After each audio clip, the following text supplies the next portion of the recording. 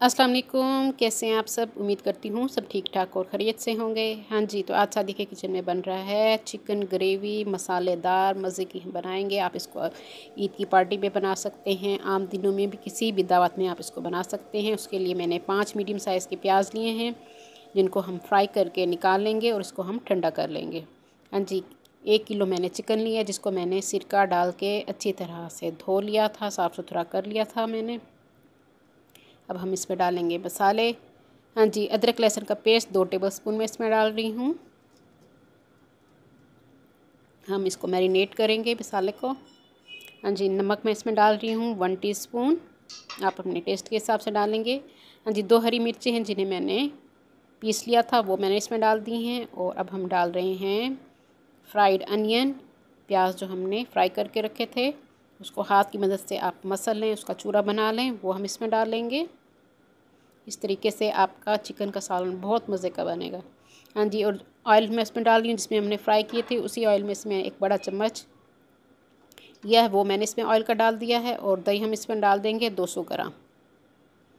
और अच्छी तरह से आपने सारे मसाले चिकन पे लगा लेंगे अच्छी तरह से। और इसके ऊपर मैंने थोड़ा सा हरा धनिया भी डाल दिया था फ्रेश।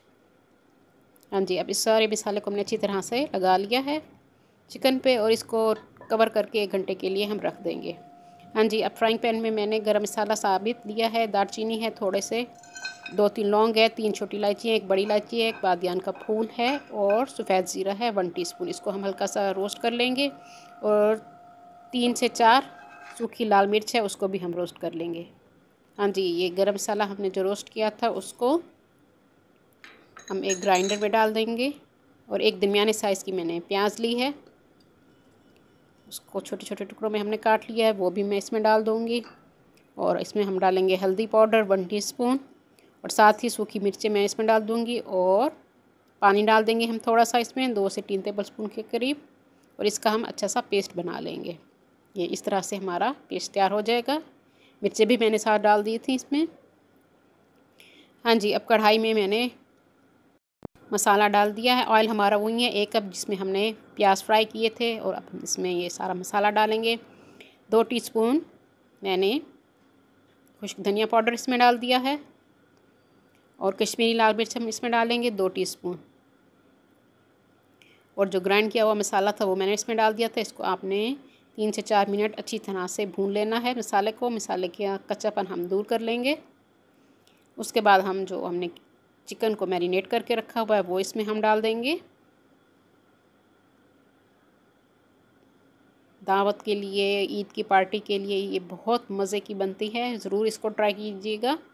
हाँ जी, सारा मसाला चिकन सारा हमने इसमें डाल दिया है कढ़ाई में। इसको आपने 10 मिनट भूनना है अच्छी तरह से। 10 से 12 मिनट हम इसको अच्छी तरह से भून लेंगे, ताकि मसाला इसमें सारा रच बस जाए। ये देखिए इस तरह से 10 मिनट हो चुके हैं। अब मैं इसमें डाल रही हूँ 1 तेज़ पत्ता। भुनाई इसकी हमने कर ली है, 12 मिनट इसकी मैंने अच्छी तरह से भुनाई की है।